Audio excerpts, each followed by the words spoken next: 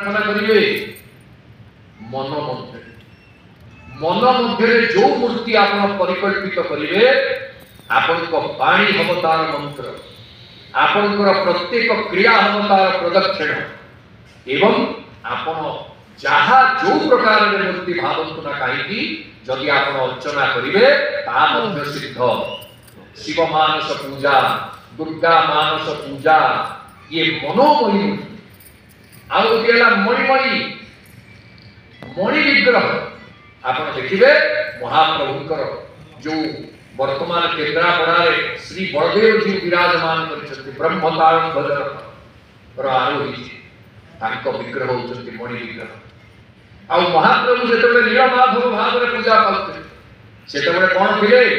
नीलास्म मणि विग्रह अत्र साक्षात बपुष्मन्तम नीलेन्द्रमणि मंजुलम दृष्ट्वा नारायणं देवं मुच्यते कर्म बंधनात् स्कंद महापुराण उत्कल खंड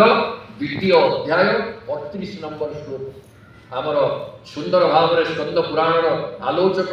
देवेंद्र भाई बसचंद से मोर अति अंतरंग बंधु आउ महाप्रभुंकर कृपा गजपति महाराज आशीर्वाद से आज उत्कल विभिन्न प्रांत में स्कंद पुराण शुणाउछंती यह आमर गौरवर विषय मुझे साधुवाद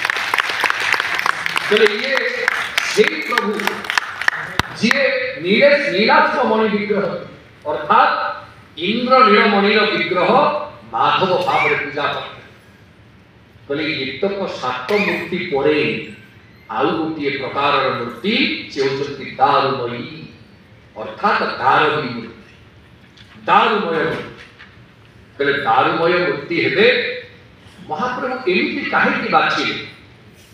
जैनी पचारुंट समस्त ऋषि मान नैमिषार स्कंद पुराण उत्कल खंड प्रथम अध्याय 5 नंबर श्लोक ज्योतिस्वरूपो भगवान साक्षात् नारायण प्रभु कथं दारुमयस्तस्मिन् आस्ते परम पुरुष कथं दारुमय आस्ते कहीं दारुमय रूप विद्यमान होती तार उत्तर श्री स्कंद पुराण उत्कल खंड 30 अध्याय 6 नंबर श्लोक स्पष्ट भाव रखा स्कंद पुराण आम जहाँ कहते न्यायमूर्ति महोदय पिंडा और ब्रह्मांडर तत्व समग्र जगत आम कहते ना प्रभु होती जगन्नाथ समग्र जगतर से एकाएक नायक बा नाथ तो जगन्नाथ केमती जगतर से नाथ कौन ताकू नाथत्व को प्रमाण करने सामर्थ्य दूसरी कौन जगन्नाथ बोली विवेचित कर सुधीवृंद आमर समग्र जगत मोटामोटी भाव में 2 भाग में आम विभक्त कर गोटे है उद्भिद जगत गोटे है प्राणी जगत आम समस्ते प्राणी जगतर अंशभूत आउ जो तरु लता वृक्ष गुल्म एमाने रहिले एमाने समस्ते उद्भिद जगतर अंशभूत आउ दीटा जाक महाप्रभु ममई बांशु जीव लोके जीवभूत सनातन महाप्रभु निजे भगवद्गीतार उद्घोषण करे ये दीटा जाक जगत को जी प्रतिनिधित्व करिवो ये दीटा जाक जगत जहाँ द्वारा अनुग्रहित हेबे सेई तो जगन्नाथ हेबे ताले ये दीटा जाक जगत केमिति अनुग्रहित हेबे केमिति महाप्रभुंकर रूप लीला लावण्य इति प्रकाशित हबो महाप्रभु एक विचार को नहीं से कौन कले ना वृक्षर शरीर दारुर शरीर धारण कले एवं कौन कले ना मनुष्यर व्यवहार प्रदर्शन कहते स्कंद पुराण उत्कल खंड कले सजीव साक्षात वरं दद्यान मनुष्यवत् स्मारं स्मारं भगवतः चरितं पापनाशनम कले सजीव तनुगत एको कहीं कौन सी मूर्ति बोली भावे तार भी मूर्ति रे सेति प्रतिमा बुद्धिरत्र वै माभुत्ते लोकसार्दूल परब्रह्माकृति स्वीयं इयं परब्रह्माकृति ये होती परब्रह्माकृति एंकु साधारण प्रतिमा ज्ञान रे मोटे विचार कर ଯେତେବେଳେ ଯେତେବେଳେ ଆମେ ପ୍ରତିମା ଜ୍ଞାନରେ ବିଚାର କରିଛେ ବନ୍ଧୁଗଣ, ପୂର୍ବ ସମୟରୁ କାଲି ପର୍ଯ୍ୟନ୍ତ ଅଘଟଣ ପରେ ଅଘଟଣ ଆମେ ଦେଖୁଛେ ଏବଂ ଶିଖୁନାହିଁ। ଆମ ଭିତରେ ସେ ଚେତନା ଆସୁନି। ଆମେ ଭାବୁଛେ ଇଏ ତ କାଠର ମୂର୍ତ୍ତି କରିବେ ବା କଣ, ଏକ ଦୌଡ଼ି ତ ଆମ ହାତରେ। ଏଇ ଯୋଉ ବିଚାର ଆମକୁ ଏତେ ସରି କଲା ପରେ ବି, ଯାହା କହୁଥିଲେ ନ୍ୟାୟମୂର୍ତ୍ତି ମହୋଦୟ, ମନ ଆଉ ବିବେକ ଭିତରେ ବିବେକଟା ପରାଜିତ ହେଇ ମନ ଜୟଯୁକ୍ତ ହେଉଥିବାରୁ এইଭଳି କାଣ୍ଡ ଆମକୁ ବ୍ୟଥିତ କରୁଛି। ସୁଧୀବୃନ୍ଦ, ଇଏ ଦାରବୀ ମୂର୍ତ୍ତି,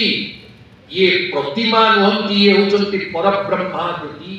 ପରବ୍ରହ୍ମଙ୍କର ଆକୃତି ସ୍ୱରୂପ। ତେଣୁ ପରବ୍ରହ୍ମଙ୍କର ଆକୃତି ଆମେ ଯେତେବେଳେ ଦେଖୁଛେ, ସେ କଣ ପାଇଁ କରିଛନ୍ତି ସଜୀବ ତନୁ, ତାଙ୍କର ଜୀବନଟା, ତାଙ୍କ ଶରୀରରେ ସଜୀବତା ଅଛି, ତାଙ୍କ ଶରୀରରେ ସଜୀବତା ଅଛି। ତେବେ এই ସଜୀବତା କଣ ପାଇଁ ନା, ସେ ଶରୀରରେ ହେଉଛନ୍ତି ବୃକ୍ଷ। ବୃକ୍ଷଟା କଣ? ବୃକ୍ଷଟା ହଉଛି ସଜୀବ, ଯାହାର ଜୀବନ ଅଛି।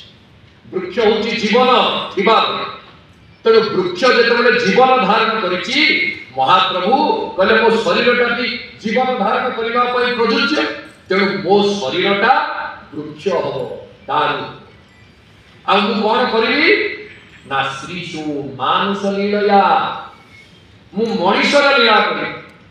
ମଣିଷ ଭଳି ବ୍ୟବହାର, ଆପଣ ତାଙ୍କୁ ଗାଧେଇବେ ସେ ଗାଧେଇବେ, ଦାନ୍ତ ଘଷେଇ ଦେଲେ ଦାନ୍ତ ଘଷିବେ, ଜଳପାନ ଦେଲେ ଜଳଖିଆ ଖାଇବେ, ବସ୍ତ୍ର ପିନ୍ଧେଇ ଦେଲେ ପିନ୍ଧିବେ। ଆମେ ଯାହା ଦୈନନ୍ଦିନ କରୁଛେ, ସକାଳୁ ଉଠିକି ମୁହଁ ଧୋଇବା ଠାରୁ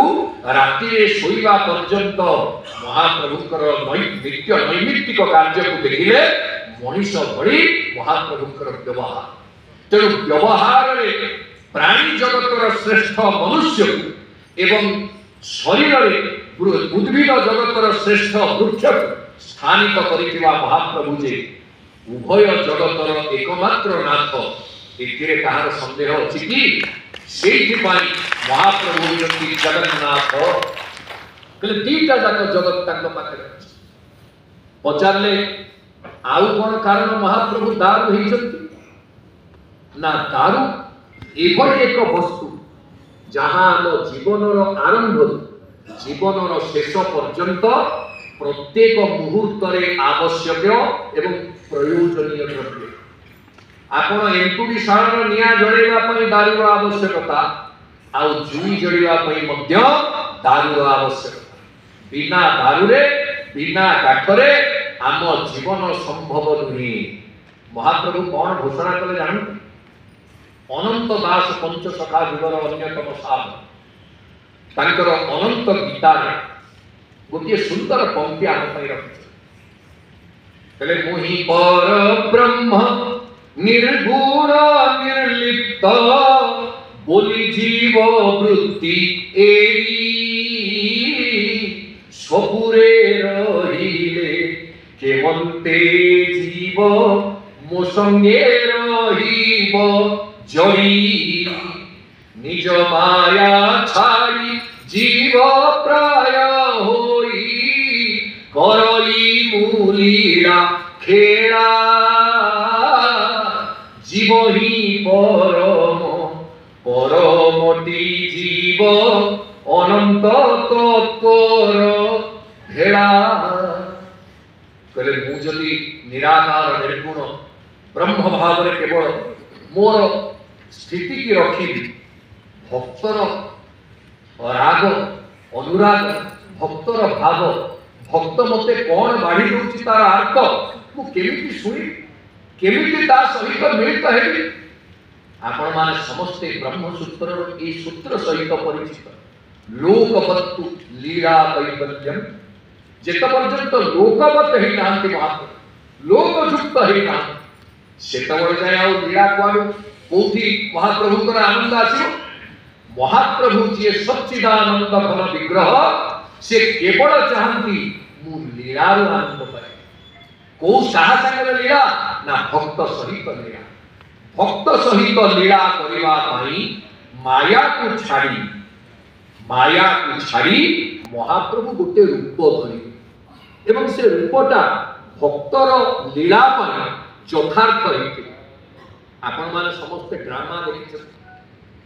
को लोकटा को भूमिका रे बसिले ड्रामाटा ठीक रे फुटी गोटे अति धड़िया रोगा लोकटे हेइबो ताको जदि गोटे आपण गोटे विलेन रोल रे देबे से कोन भाबिबो से हेइ परिबो गोटे अति अपरचनिया लोकटे हेइबो से हीरो भूमिका रे आसीबो हबरे तार जो भूमिका जे निर्वाह करिबो तार भूमिका को भी तार स्वरूपटा भी सेया हेइबो अर्थात जो स्वरूप मोर थिबो मते जोटा यथार्थ लागिबो सेई भूमिका मो निर्वाह आपण माने विचार करतु महाप्रभु कौन पाई दारू विग्रह नेले तांकर आवश्यकता कौन थिला पंडित राज जगन्नाथ एवं आमर श्रीमद् भागवत महाप्रभु ये दीटा जाके आमे लक्ष्य करिबा महाप्रभु दारू विग्रह नबा पाई कौन आवश्यकता थी श्रीमद् भागवत महापुराण एवं आमर पंडित राज जगन्नाथंकर भामिनी विलास महाकाव्य मु प्रथमे पंडित राज को कथा को आपन आगे रखुछ भामिनी विलास महाकाव्यम रे पंडित राज जगन्नाथ गोटे सुंदर उक्ति देइछथि कले धत्ते भरम कुसुम पत्र फला बळीनां घरम व्यथां हरति शीत भवां रुजंच जो देहमर्पयति चान्य सुखस्य हेतो तस्मै वदान्य गुरवे तरबे नमोस्तु कले कहा को प्रणाम करूची ना वदान्य मान तो भीतर थिबा गुरु वदान्येषु गुरु जे वदान्य भीतर भी गुरु वदान्य माने जे सबुठारु दानशील कले दानशील भीतर भी दानी मान को भीतर भी जे गुरु मु सेई तरु मान को नमस्कार करूची अर्थात वृक्ष माने हेले संसार रे सबुठारु बड़ दानी सबुठारु अधिका दान कला पचारे पंडित राज को कहले केमिति आपण प्रमाण करिवे ना जे बंचिथिला जाको दान करंती मोला परे भी दान करंती सेई माने होचंती बदान्य मान को गुरु आमे बंचिथिला जाको दान करिवाटा होची दानी बा बदान्य किंतु मोला परे भी जे दान हे पारे एको थाकु विश्वास करिवा सहज केमिति बतौचंती पंडित राज जगन्नाथ आपण माने सुन कले धत्ते भरम कुसुम पत्र फला बलि फूल फल पत्र प्रचुर भार को धारण करिचंती वर्ष तमाम ए भार धारण करी केते सह वर्ष धरि आपण जदि गोटे गोटे बट वृक्षर इतिहास देखि एपरि बट वृक्ष अछंती 250-300 वर्ष ऊर्ध्व से बड़ गछ सेति अछि आपण जाजपुर जिला रांगुडी पहाड़ निकट रे गोटे बड़ गछ जदि के देखिथिबे 250 वर्ष ऊर्ध्व तार आयुष कार्बन डेटिंग करी जणा अछि आपण भाबंतु एतिकी वर्ष से विशाल तार बपु को धरी जो भार को से धरि के दिया अछि से भार को से धरुछि जेते बळे हमर आवश्यकता पडुछि आमे छाया काठरे नउछि फल नउछि फूल नउछि पत्र नउछि कले जीला जाको छाया दउछि फूल दउछि फल दउछि पत्र दउछि एपरि की काठ भी अनेक समय रे हमको दउछि ऑक्सीजन मोला परे भी संपूर्ण वृक्ष ताकू उत्सर्ग कर दउछि आम सेवा ता काठ किछि न होला पछे आम जाळे रे व्यवहार होछि ना नहीं किन दाना बंकर टंकरे बंका टंका जो काठ गुडा जो थरे लागि कोनी कोन से आसवा पत्र रे से का कोथि लागिवो जाळे न कले वर्षार प्रभाव ग्रीष्मर ताप एवं शीतर प्रताप तीनटा जाक को प्रतिहत करी वृक्ष तार भार को धारण करी आम मानक पई सर्वस्व त्याग करूछि तार जीवद्दशारे एवं मृत्यु परे भी ताकू निजको संपूर्ण भाव रे आम पई उत्सर्गित करूछि अर्थात संपूर्ण वृक्ष आम उत्सर्ग है ताले जी किला जाक दउछि मोला परे भी दउछि सेइते पई से होछि पदान्य मानक गुरु भगवान विचार कले महाप्रभु को आगे कौन कहे हे सरी की दाता पड़े नीलाद्रि केसरी की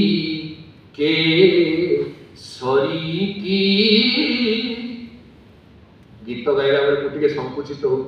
जगन्नाथ भाई अच्छा आमर जड़े आउ जड़े सुप्रसिद्ध कंठशिल्पिनी गीता मंजरी बेहरा सभा कक्ष अच्छा संगीत आम पेशा नुह तेणु गाइला बेले जो त्रुटि विच्युत हो क्षमा तेरे महाप्रभु केसरी दाता पड़े नीलाद्रि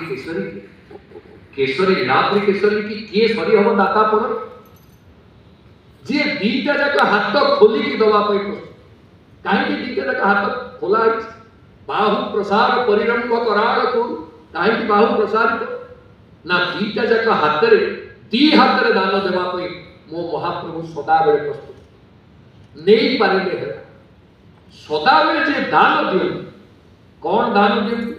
ना खंडनाथ सर्व दुखाना मखंडानंद दानत स्वभावदार रूपम ही परब्रह्माभिधीयते स्कंद पुराण उत्तरखंड 28 अध्याय 40 नंबर श्लोक कहले ये केमितिया प्रभु ना हमर दुख को खंडन करंती एवं अखंड आनंद दान अखंड जहां को देखि देला परे आनंद कोन बोली आपन को भाबिबा को पड़िबो निश्चय स्वतः आसी आपन को हृदय रे घर करते आपन भाबंतु जेते बड़े प्रभु पहुंचे आसुचन छेचा कच्चा खाई पृष्ठा पृष्ठ वितन्मते की मनधा मल्ला प्रफुल्ला नना बाहा बाह विकुत्पते किम परे वैकुंठ दौबारिका मुंडा मुंडी कुतूहलं भगवता कैश्चित किमारभ्यते धन्यैषा परिचारकत्व पदवी ब्रह्मादिभिः दुर्लभा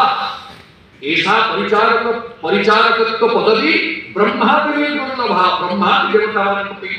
ये परिचारक पदवी दुर्लभ महाप्रभु को आनिला बेले आपण टिके भाव आगु को टिके पछु को टिके जेते बडे महाप्रभु झुकी झुली झुली के आसुछन सेते बडे कोन आसुची हृदय भीतर सिंहरण आसुची तो तम कदम्बायित होची रोमांचित होची आ आखि आनंद आसुची महाप्रभु संपूर्ण भाव में लीला द्वारा आम हृदय को आच्छन्न कर से पहंटीर चित्र को आम देखुचे आम आनंद नहीं कहा भाव में विलीन हो केवल जगन्नाथ सर्वम जगन्नाथमय जगत जगत का संपूर्ण भाव में जगन्नाथमय आम छड़ा किसी जानी आमर स्थिति कोठी कोठी मो सांगरे ठिया अछंती केते बळे जीवी किछि स्मरण रे नथाई केवल महाप्रभुकर चक्षु दुईटी आम हृदय रे घर करी ए आनंद कोठी पाई ना से होचंती साक्षात सच्चिदानंद रूपाय विश्वोत्पत्त्यादि हेतवे तापत्रय विनाशाय श्री कृष्णाय वयं नमः से होचंती सच्चिदानंद रूप तेणु से जेते आनंद दउछंती जणे दाता सदा बेले चाहिबो मु गोटे दातार शरीर नहीं जीवी मु केमिति लीला करी जोटा जहा को देखिति इंग्रजी रे आमे कहि कथा जणे दाता सदा बेले जणे दातार शरीर नहीं लीला करि पारे भगवान चिंता कले कले मु तो दानी दाना दान करे भक्त को देबी मु को शरीर नेले भक्तर दानता ठीक हबो भक्त को दान करिवा पई मते वृक्षर शरीर धरिबा को पड़िबो काहे ना वृक्ष होची बदान्य मान को गुरु सेहि पाई महाप्रभु वृक्षर शरीर धारण करी तांकर दानशीलता को चरितार्थ करछन कले टिकिरे शरीर आ गोटिए ये प्रलंबित अध्याय मु गोटिए आ तथ्य कहि कहउले न्यायमंत्री महोदय कहउले संत जी जे किभଳି आमे कौन करिबा ना अभ्यास करिबा कोठु अभ्यास आरंभ हो ना चैरिटी बिगिन्स एट होम सदा बेले निज पाखरु ही संस्कार अभ्युदय मु जदि संस्कारित न हेबी ताले मु आउ काहाको संस्कार शिखेबा पई योग्य हेबी नाही तेणु संस्कारटा निज पाखरु आरंभ करिबा कौन महाप्रभु संस्कार करूछंती आपण ओडिया भागवतर पदावली दशम स्कंद पूर्वार्ध 3 नंबर अध्याय सुंदर भाव देह आ वृक्ष जहाँ कहते ना जहाँ पिंडरे ताहा ब्रह्मांड जहाँ ब्रह्मांड ताहा पिंड ये जो भावटा व्यक्त होगा केमिति सफल हम ना देह और वृक्ष जदि एक एवं अभिन्न ताहले महाप्रभु वृक्ष शरीर धारण करवा यथार्थ मुनि कहंती राये सुन देह कहिबा वृक्ष गुण वृक्षर प्राय देह एक हलदी अति दुख सुख तामस सत्व रज तम एहार मूलटी प्रमाण आपण माने जो माने पदावली सहित संश्लिष्ट होइथिबे कहि ये होछि वृक्ष कहलाउ ना खमन बुद्धि अहंकार ए दश डाल तिए हार नवम चक्षु नव द्वार दे एहार वृक्ष रूप होई भारानी भारी रख मोई आपण माने पदावली सहित अत्यंत भाव जड़ित प्रत्येक वर्ष जन्माष्टमी आमे पढ़ुने भागवत प्रथम 5 अध्याय 10 स्कंदर देह होछि वृक्षर समान स्थिति गोटिए पर्याय करे देह रे जेमति वृक्ष रे जेमति फल देह रे सेमति दुख और सुख दीटा फल चक्रवत परिवर्तन दे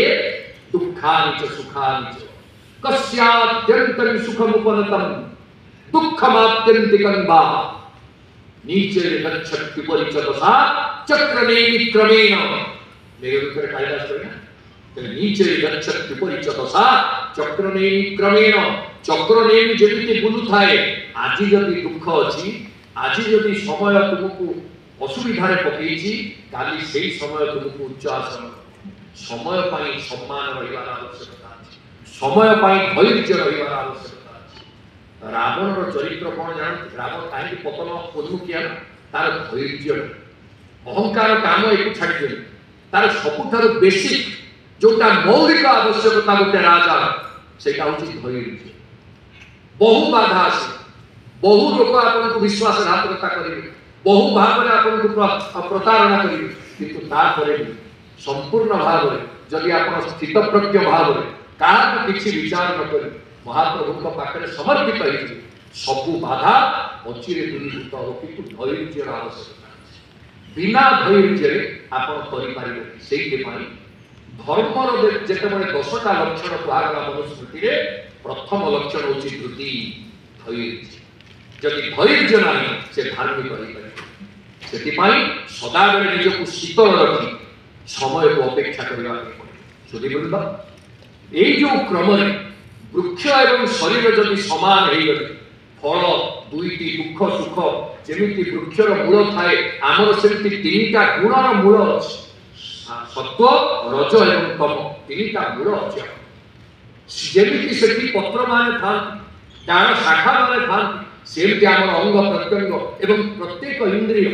ये समस्त भरपूर होई अछि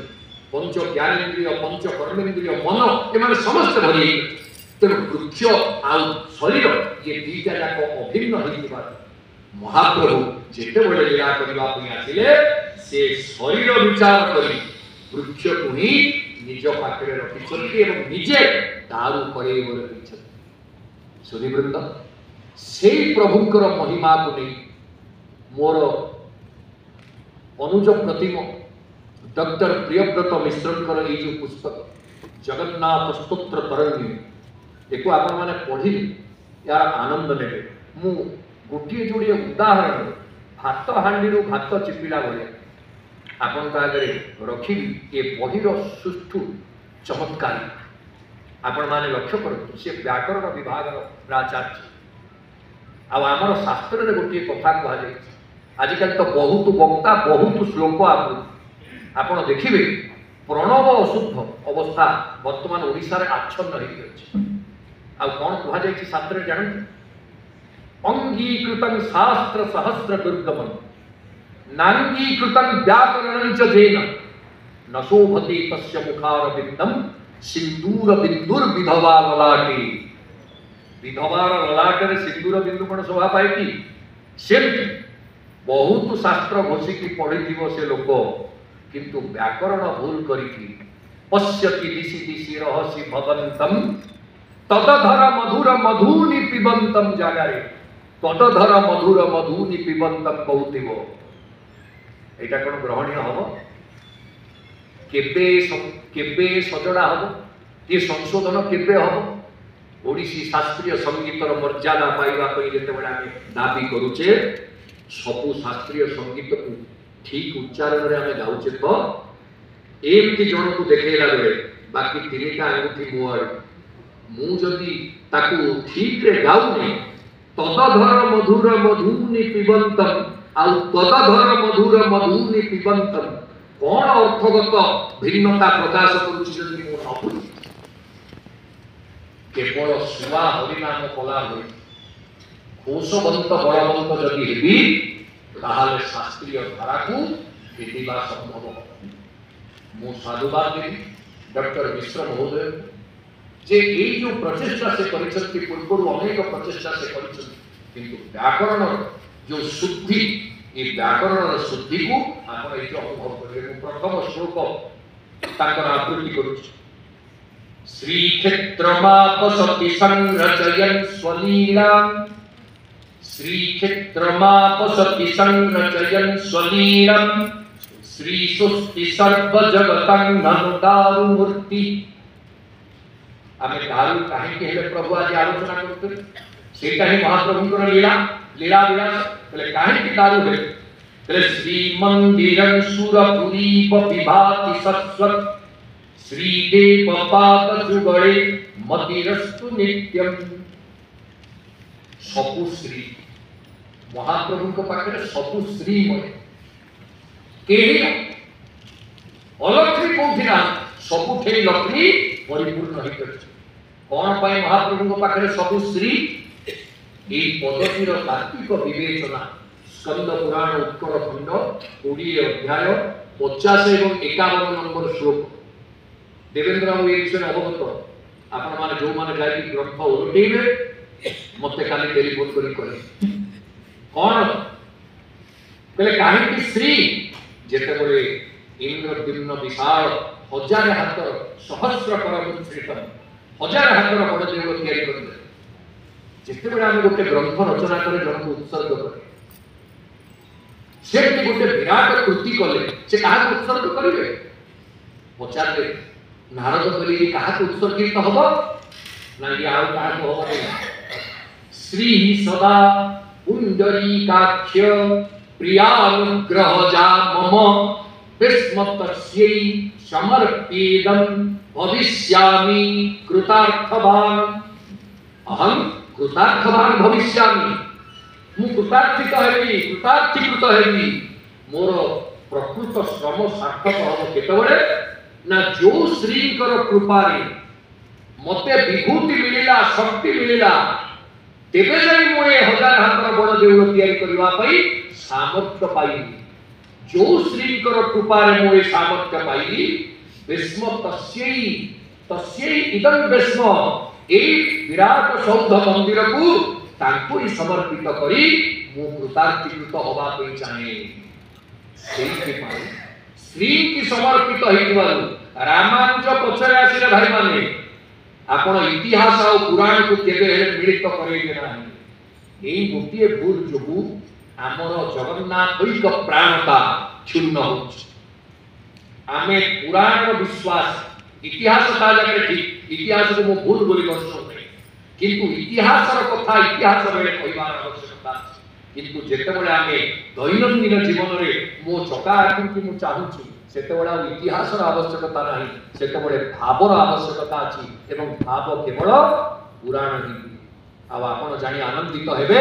श्री की समर्पित हेतिबारु श्री क्षेत्र श्री मंदिर श्री महाप्रसाद श्री बड़दाण्ड जोथि आपण देखिबे महाप्रभु बिना फल करे आमे घरते गले फल तलगुचे बिना फल करे सर्वत्र श्री ही विद्यते सबु जगह श्री अछि करे सेही श्री क्षेत्र श्री मंदिर निजर रचनार मधुमंद पंक्ति आरंभ करिसंती डॉक्टर मिश्र टिकी आगु जेते बेले आमे मंदिर पाखरे ठिया होछ टिके मुह देखि कि चाहि देला बेलको आमे कोन देखा जाउछंती नील चक्र दृश्यमान होछंती पतित पावन बाना देखा वास्तव रे सेठी जेते बेले से तांकर गृह कक्ष मंदिर को अनायास सब दिन चाहती दर्शन करंती से जो निरलस पदावली आप शुणु देवालयाग्र शिखरे तब वैजयंती देवालयाग्र शिखरे तब वैजयंती आरच्य भिक्ष मनुजो विशति प्रमोदम आरच्य भिक्ष मनुजो विशति प्रमोदम चिन्हं तदेव च तव प्रतिबिंबमेव मोक्षस्य कारणमहो जगदीयनूनम। हे जगदीश आपणकर जो वैजयंती या ना कहीं वैजयंती जान जो शब्द व्यवहार कर डॉक्टर मिश्र मु केवल तार तात्विक विवेचना को उन्मोचित करूँ कहीं वैजयंती पताकार दीटा प्रमुख ना गोटे वैजयंती आ गोटे खाली जयंती जयंती कहले पता कौशल ग्रंथ आप देखिए वैजयंती बोले पताका जयंती बोले भी पताका अर्थ ये होचे एमती एक चिन्ह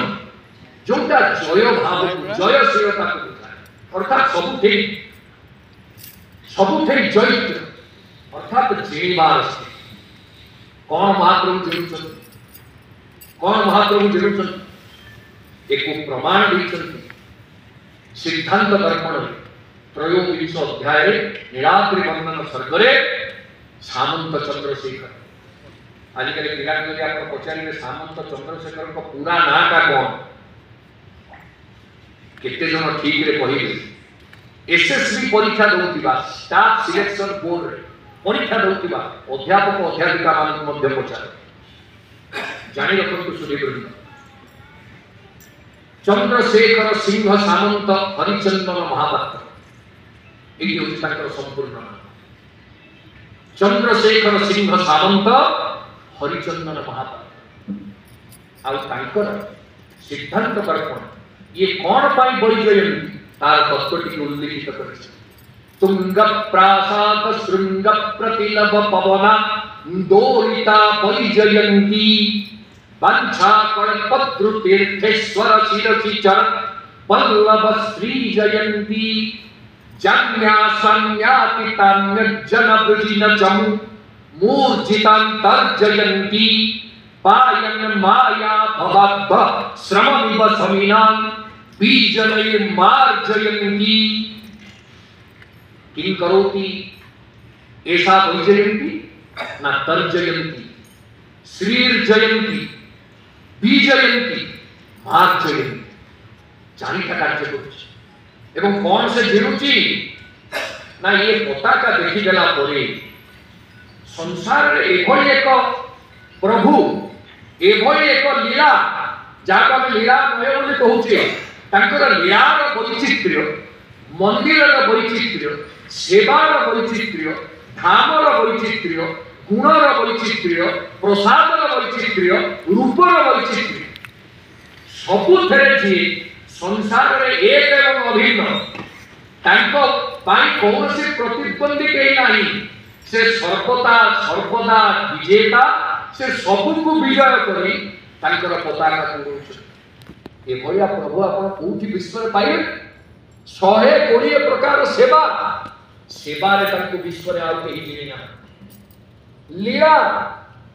विचित्र विचित्रतर लीला ए भली लीला प्रत्यक्ष लीला परोक्ष लीला स्वयं लीला एक कथा आपण आउ कौनसी देवଙ୍କ पाखरे पाइ जो जो गुण आपण करिवे सबुथरे जे जिनि पारंती सेई प्रभुंकर श्रीमंदिर उपरे उड़ुथिबा पताका होचंती वैजयंती वैजयंती कले सेई वैजयंती केवल पताका नंती ताको माला को मध्य कहा जाए वैजयंती च माला महाप्रभु जो माला परिधान करती ता नाम वैजयंती तेबे सुधीवृंद से वैजयंती पताका एई कथा कहि दउची सुराळेबा नगरे बनेबा कुत्रापि नैवोत्सव एष दृष्ट कुत्रापि देवो न च पुत्र दृष्ट एष देवः न च पुत्र दृष्ट कोठी ले भया प्रभु पाई से जो विजय वंशा कल्पद्रु तीर्थेश्वर शिरसि चरत पल्लव श्री जयंती कल्पवटर पल्लवर तरंग को जी आंदोलन छल जीति जा पारती एवं प्रति मुहूर्त भक्तर हृदय जीतती पतित पावन बाना। भक्त क्या डाकी जाए पतित पावन बाना आउ केते बेलू प्रभु आपण तो से बाना हाथ ठारिकी मते डाकुचंती एलिर नगर नगर को आस भल करिबा पताका अंचल चंचल डाके पापी कियो पताका अंचल हाथ ठारिकी डाकुची पापी मान को आस एई नील नगर रे तमे पहुंची गले तमर पाप नष्ट हेइबो। एई जो हृदय जुड़िबार महाप्रभुंकर परंपरा से होचंती परिचय व्यक्ति से परिचय व्यक्ति देखि डॉक्टर मिश्र जो कथा की कहिसंती ताहा अति मात्रा हृदयग्राही। आउ टिके जदि आपण आगु को जिबे डॉक्टर मिश्रंकर आउ गोटी देखंतु जे महाप्रभुंक दर्शन द्वारा जिते विषाद मन भितर थिले से अचिरे जेमती आपण देखंती जो उद्बाय पदार्थ जोउडा जाको आमे कहूचे जोउडा के एवापोरेट हिकंती सांगे सांगे बाष्पीभूत हे सेही भली दुख सांगे सांगे बाष्पीभूत हे महाप्रभु को देखिला मात्रे दुख बाष्पीभूत हो जाए। कौन कहते डॉक्टर मिश्र आपण माने सुन चे खिद्यते पुनरिहैव च भक्त चित्तम तद्दर्शनेन च बिना कथमत्र तृप्ति।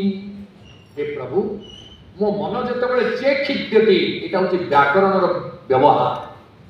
आपण माने खिद्यते जानନ୍ତି किंतु चे खिद्यते बारंबार खिद्यते इति चे खिद्यते बारंबार मते दुख एभली मते आक्रांत करूची। जयंत प्रकरण रे मध्य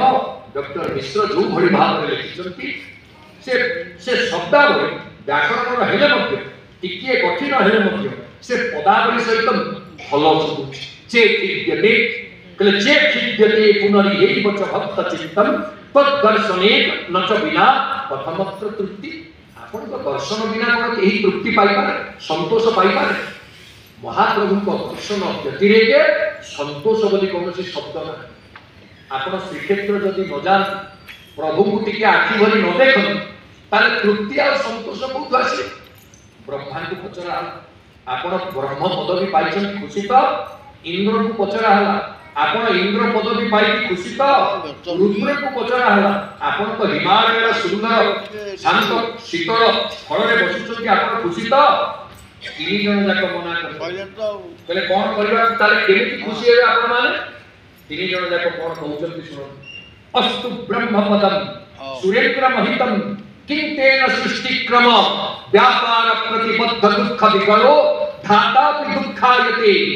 कंथा कंबल कंचुकी करपुटी भैक्षेक कुक्षिम भरी संतोषामृतपान सुस्त हृदय सर्वत्र सम्मोदते। करे मते ना ब्रह्मपद भल लागछि ब्रह्मा कहि इंद्र कहिले मते इंद्रपद भल लागि रुद्र कहिले मु एठी थिले भी मो मन एठी नाही ना कोन चाहुछथि ना कंथा कंबल कंचुकी करपुटी साधारण सन्यासी होई जेमिति हमर संत महाराज जी नि गोटे सन्यासी जीवन में जदि केतबेले सुयोग मिलता बड़दांडर धूली रे गड़ीबार सुयोग मिलता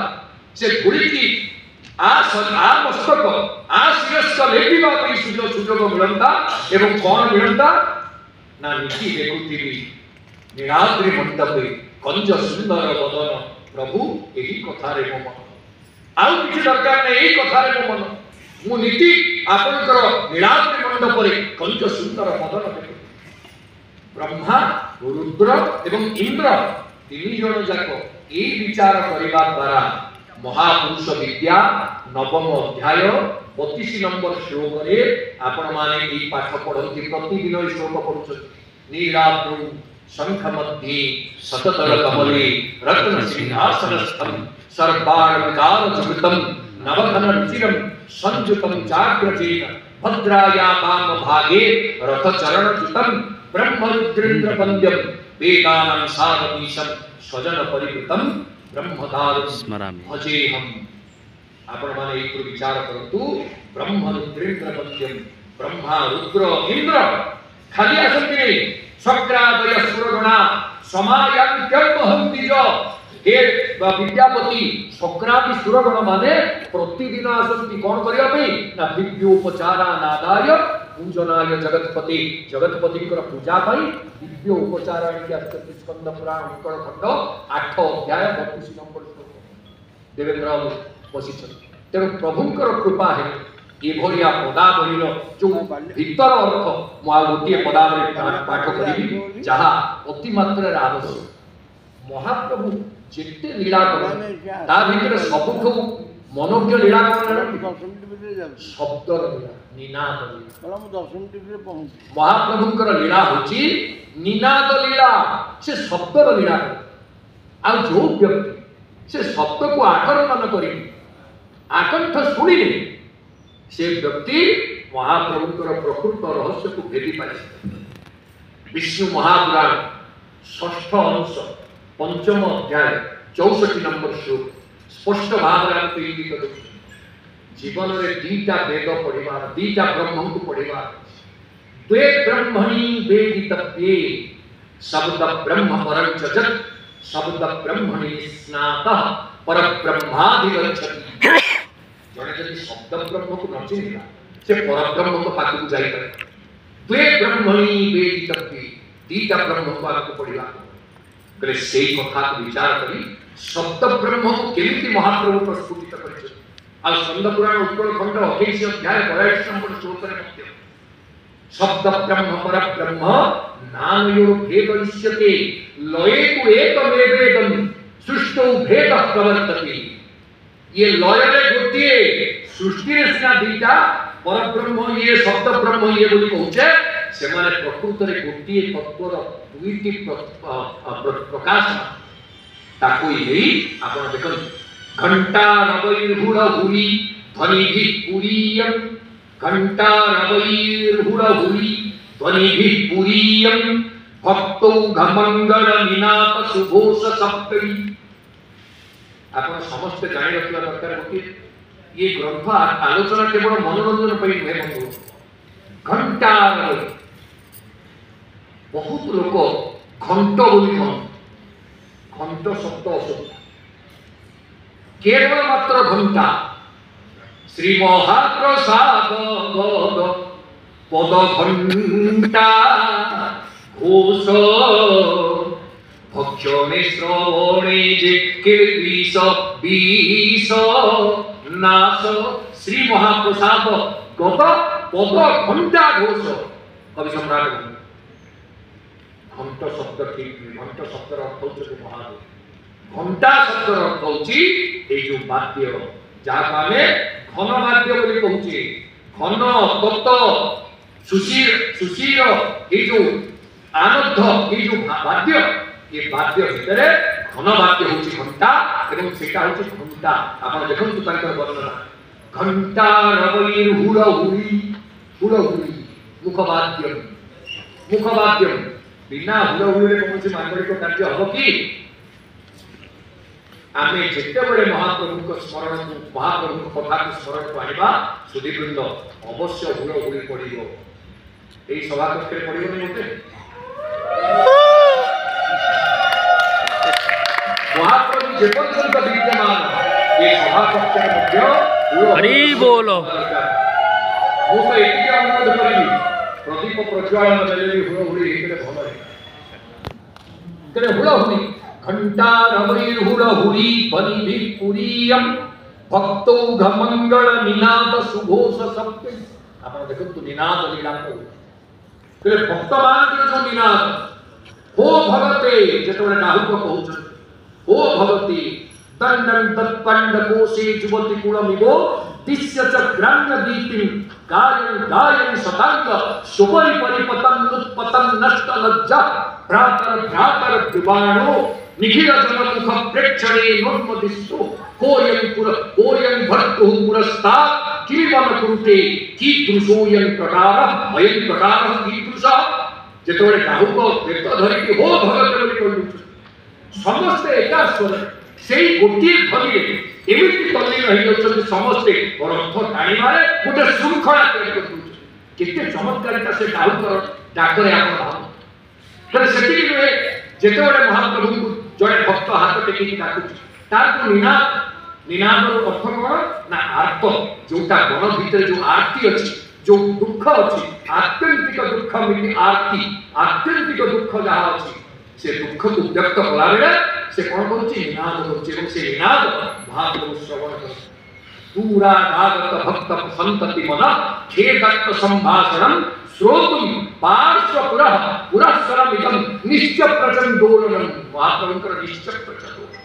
कले से कथा को कौचति भक्तौ भमंगल निनाद सुघोष शब्द चाकम्प्यते चाकम्प्यते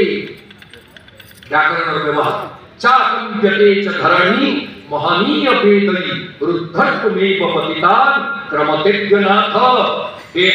आजी महाप्रभु रे जो निनाद भक्त प्रदर्शन करुची से निनाद रत्न बेदीरु केमिति महाप्रभु चली आसीबे से कथा को ताको प्रेरित करुची ता अर्थ महाप्रभु रत्न बेदीरु आसी भक्तक सहित केते व्यग्रतार सहित लीला करिवे ताको से ज्ञान सुधीवृंद महाप्रभु को कृपा हेले जाए एभली पदावली कंठरे आसे मुंडरे आसे एवं ताकू कोई धरछंती आमर सुंदर भाव में डॉक्टर प्रियंका मिश्र अजस्र साधुवाद एवं ताकू तांकर उत्तरोत्तर अभिवृद्धि कामना करी महाप्रभु तांकू शुभाशीर्वाद एवं करुणा वर्षण सुधीवृंद धन्यवाद अर्पण पूर्व मोर वक्तव्य को विराम देवा पूर्व आपण मान सूचना देव आसंता काली एठी महाप्रभु को उद्देश्य गोटे स्वतंत्र सत्र जो सत्र जड़े संतक द्वारा उद्घाटित है एवं समस्त को निवेदन है जो माने बसी काली भी महाप्रभु को कथा सुनिबा एठी एकत्रित है एवं महाप्रभु होचंती समस्त से ना कौनसी विसंगति अच्छी ना कौनसी विभेद अच्छी महाप्रभु पाखे समस्ते बसी तांको कथा सुनिबा आज भी सुनिले आसंता काली भी आपण एई सभा कक्ष रे महाप्रभु को आपनकर सेवा दे एठी उपस्थित रही तांको कथा को सुनिबे महाप्रभु भक्तर एवं प्रत्येक प्रपन्न से होचंती पारिजात स्वरूप प्रपन्न पारिजाताय पुत्र वित्रैक पाणि महाप्रभु को प्रार्थना करा जायछि आपण पुत्र वित्रैक पाणि एवं प्रपन्न पारिजाता आमे कौन कहे महाप्रभु होचंती साक्षात वांछा कल्पद्रुम तेणु जो माने आमे एठी उपस्थित अच्छे सहुद्रतार सहित आसंता काली भी आपण एठी परिपूर्ण संख्या रे रही महाप्रभु को कथा श्रवण करिवे महाप्रभु को कथा जिते कर्ण बिड़े पहुंचीबो सेते आनंद दबो एवं मो अनुरोध करुछि हमर सदस्य श्रीयुक्त गतिकृष्ण दास जे जने भल कंठशिल्पी मध्य एवं भारतीय रेल प्रशासन जड़े प्रशासक तांको निवेदन करेंगे से आनुष्ठानिक भाव में धन्यवाद अर्पण करेंगे एवं ता पूर्व आपण मान पाखे मु कृतज्ञता जनाऊँगी अंतर गभीरतम प्रदेश विशेष कर ये उपस्थित थिबा समस्ते जो माने किसी कार्य व्यस्तता हेतु चली जाइछन्ति सेमानकु मु हाथ जोड़ी प्रणाम जनाऊँगी और कृतज्ञता जनाऊँगी जे आपण माने ये निश्चित भाव में ये कार्यक्रम में सामिल होई आपको उत्साहित करछन्ति सेहि पई महाप्रभु आपण को करुणा वर्षण श्रीयुक्त गतिकृष्ण दास महोदय से धन्यवाद अर्पण कला पर सभा शांत जय जय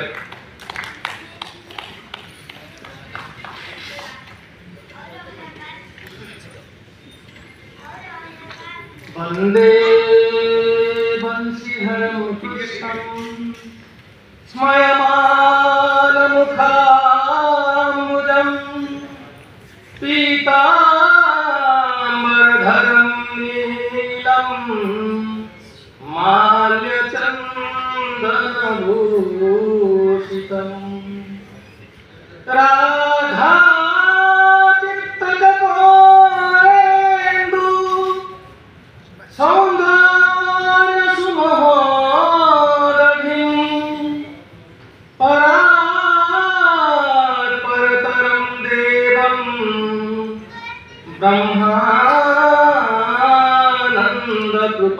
ब्रह्मानन्दकृपानिधिम् ॐ श्रीनारद उद्धवादि पार्षद गोप गोपीगण श्रीराधा समेत श्रीकृष्ण परमात्मने नमः। महाप्रभु श्री जगन्नाथंकर पवित्र रथयात्रा उपलक्षे आयोजित आम भक्ति कथामृत लीलाधीश प्रआदि समापन अवसर में मु बद्रीकृष्ण दास एठारे उपस्थित